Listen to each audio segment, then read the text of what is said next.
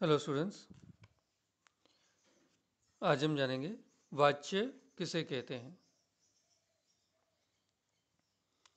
संज्ञा या सर्वनाम का अपना लिंग, वचन तथा पुरुष होता है, लेकिन क्रिया यदि शुद्ध रूप में हो तो उसका कोई अपना लिंग, वचन या पुरुष नहीं होता। उसका लिंग, वचन और पुरुष संज्ञा या सर्वनाम के लिंग, वचन और पुरुष पर निर्भर करता है, और इस बात की जानकारी हमें वाच्य के बारे में पढ़ने से ही प्राप्त होगा। वाच्य किसे कहते हैं? कर्ता, कर्म या भाव क्रिया के अनुसार क्रिया के रूप परिवर्तन को वाच्य कहते हैं,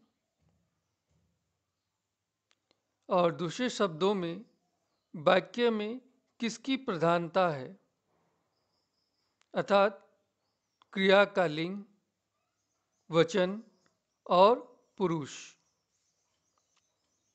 कर्ता के अनुसार होगा या फिर कर्म के अनुसार अथवा स्वयं भाव के अनुसार, इसका बोध वाच्य है। अतः ये भी लिख सकते हो, क्रिया के उस परिवर्तन को वाच्य कहते हैं जिसके द्वारा इस बात का बोध होता है कि वाक्य के अंतर्गत क्रिया, कर्ता या भाव में से किसकी प्रधानता है।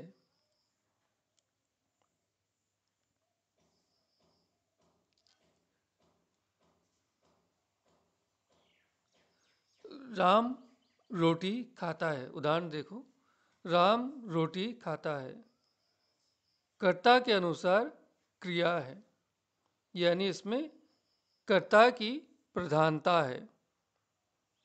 यहाँ पर कर्ता के अनुसार क्रिया का अर्थ है। राम क्या है? कर्ता है। खाता है क्या है? क्रिया। राम पुल्लिंग, एकवचन और अन्य पुरुष। खाता है पुल्लिंग, एकवचन, अन्य पुरुष। ये था कर्ता के अनुसार क्रिया। अब हम पढ़ेंगे कर्म के अनुसार क्रिया। राम ने रोटी खाई। राम ने रोटी खाई, इस कर्म के अनुसार क्रिया है, और इसकी प्रधानता क्या है? कर्म की प्रधानता है। यहाँ कर्म के अनुसार ही क्रिया का अर्थ है। रोटी कर्म है, खाई क्रिया है। अभी रोटी क्या है? स्त्रीलिंग है, एकवचन है, अन्य पुरुष है। खाई स्त्रीलिंग है, एकवचन है, अन्य पुरुष है। सीता से चला नहीं जाता। सीता से चला नहीं जाता, इसमें भाव के अनुसार क्रिया है, और किसकी प्रधानता है? भाव की प्रधानता है। यहां पर भाव क्रिया है के अनुसार क्रिया का अर्थ है। चला ये भाव या फिर क्रिया। जाता क्रिया है। चला पुल्लिंग है, एकवचन है, अन्य पुरुष है। जाता पुल्लिंग, एकवचन, अन्य पुरुष। ये था हमारा वाच्य। अब देखेंगे हम वाच्य के भेद। वाच्य के कितने भेद होते हैं? वाच्य के 3 भेद होते हैं, कृतवाच्य, कर्मवाच्य और भाववाच्य। अब हम इनके उदाहरण जानने से पहले इनके बारे में तो जान लेते हैं। कृतवाच्य क्या है, किसे कहते हैं? जिस वाक्य में कर्ता मुख्य हो और क्रिया कर्ता में लिंग, वचन एवं पुरुष के अनुसार हो, उसे हम कृतवाच्य कहते हैं। उदाहरण के तौर पर, लड़कियां बाजार जा रही है। दूसरा, मैं रामायण पढ़ रही हूं।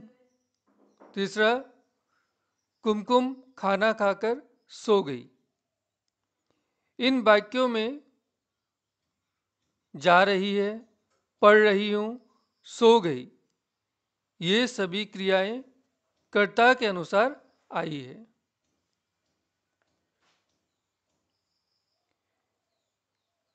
इनको आप अलग अलग करके भी लिख सकते हो, जैसे ऊपर में लिखा आप लोगों ने, कर्ता, कर्म और क्रिया।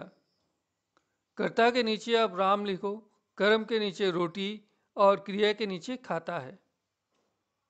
राम रोटी खाता है।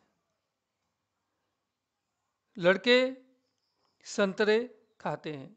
ये सभी कर्ता के अनुसार क्रिया का भाग है। ये प्रयुक्त क्रियाएं कर्ता के अनुसार आई है, इसलिए यहाँ पर कर्ता की प्रधानता है, अतः ये कृतवाच्य हुआ। इसमें कर्म की कोई महत्ता नहीं रहती, इसमें कर्म की कोई प्रधानता नहीं रहती है।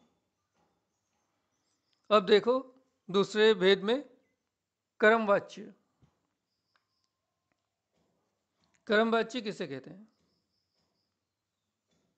जिस वाक्य में कर्म मुख्य हो, जिस वाक्य में कर्म मुख्य हो तथा इसकी सकर्मक क्रिया के लिंग, वचन व पुरुष कर्म के अनुसार हो, उसे हम कर्मवाच्य कहते हैं। उदाहरण देखो, लड़कियां द्वारा बाजार जाया जा रहा है। लड़कियों द्वारा बाजार जाया जा रहा है।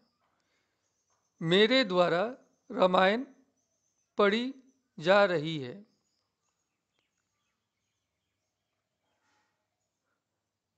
सीता से पुस्तक पढ़ी गई। सीता से पुस्तक पढ़ी गई।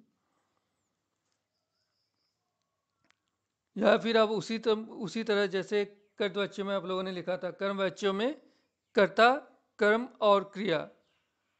कर्ता में लिखो राम ने, कर्म में रोटी, क्रिया में खाई, राम ने रोटी खाई। एक और, सीता ने भात खाया। एक और लिखो, गीता ने संतरे खाए। ये तीनों ही कर्म के अनुसार क्रिया है, इसलिए हम इसे कर्मवाच्य कहते हैं। यहाँ जो प्रयुक्त क्रियाएं हैं, खाई, खाया, खाए, ये कर्म के अनुसार आई है, क्योंकि यहाँ पर कर्म की प्रधानता है, अतः ये कर्मवाच्य हुआ। इसमें कर्ता से कुछ मतलब नहीं है, कर्ता कुछ भी हो सकता है। अब हम तीसरे में जाएंगे, भाववाच्य। जिस वाक्य में आक्रमक क्रिया का भाव मुख्य हो, उसे हम भाववाच्य कहते हैं। उदाहरण देखो, हमसे वहां नहीं ठहरा जाता। दूसरा, उससे आगे नहीं पढ़ा जाता। मुझसे शोर में नहीं सोया जाता। ये तीन उदाहरण है, और भी है, जैसे कि कर्ता, भाव और क्रिया। अब कर्ता के नीचे लिखो राम से, एक और राम द्वारा। भाव क्या है? चला नहीं। क्रिया क्या है? जाता। राम से चला नहीं जाता, राम द्वारा चला नहीं जाता। एक और देखो, सीता से, सीता द्वारा चला नहीं जाता। सीता से चला नहीं जाता, सीता द्वारा चला नहीं जाता। लड़कों से, लड़कों द्वारा करता है, चला नहीं भाव क्रिया जाता। यहाँ पे जो क्रियाएं हैं जाता जाता जाता, भाव जो है क्रिया के अनुसार आई है, क्योंकि यहाँ पर भाव में क्रिया की प्रधानता है, इसलिए ये भाववाच्य हुआ। इसमें कर्म नहीं है और कर्ता से भी कुछ लेना देना नहीं होता है, सिर्फ इसमें भाव की ही प्रधानता रहती है। जैसे मुझसे, उनसे, आपसे, कुत्ते से, कुत्तों से, लड़कियों से चला नहीं जाता। एक बात का ध्यान रखना, भाववाच्यों में कर्म नहीं होता है, इसमें अकर्मक क्रिया का प्रयोग होता है।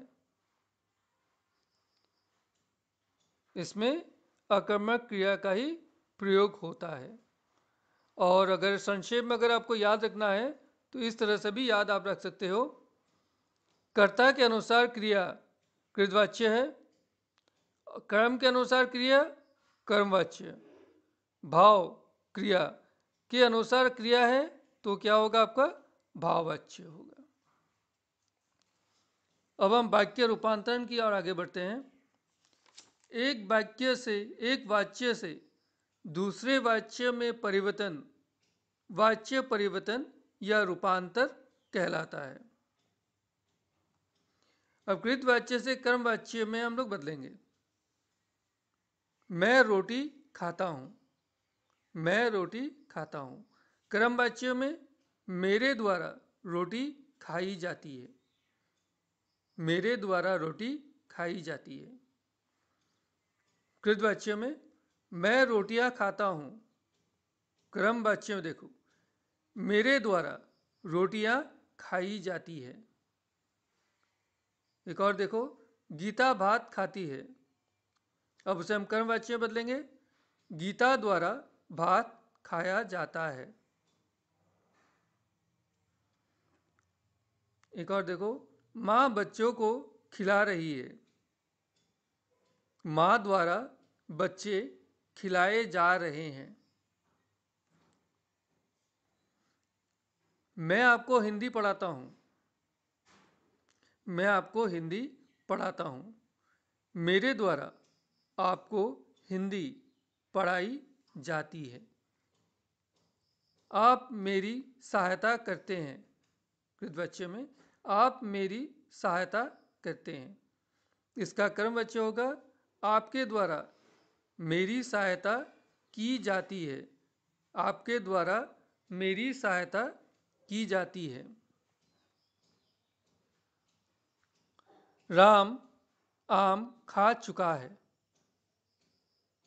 राम द्वारा आम खाया जा चुका है, राम द्वारा आम खाया जा चुका है।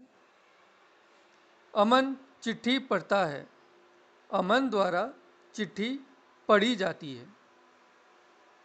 राम फूल तोड़ता है, राम द्वारा फूल तोड़े जाते हैं। मैंने पत्र लिखा, मेरे द्वारा पत्र लिखा गया। एक और देखो सिपाही ने चोर को पकड़ा। कर्मवाच्य में सिपाही द्वारा चोर पकड़ा गया। ठीक है, अब हम बदलेंगे कृतवाच्य से भाववाच्य में। कृतवाच्य देखो मैं नहीं सोता, मुझसे सोया नहीं जाता। भाववाच्य में मुझसे सोया नहीं जाता। नेक्स्ट राजू तेज दौड़ता है, राजू से तेज दौड़ा जाता है। राजू तेज दौड़ता है, भाववाच्य में राजू से तेज दौड़ा जाता है। अब कृतवाच्य में देखो मैं बैठ नहीं सकता, भाववाच्य में बदलेंगे मुझसे बैठा नहीं जाता। एक और देखो भगवान रक्षा करता है, भाववाच्य में भगवान द्वारा रक्षा की जाती है। कृतवाच्य में भगवान रक्षा करता है और भाववाच्य में भगवान द्वारा रक्षा की जाती है। ठीक है, इनको ध्यान से एक एक करके लिखना आप लोग और इसे समझने की कोशिश कीजिएगा। धन्यवाद।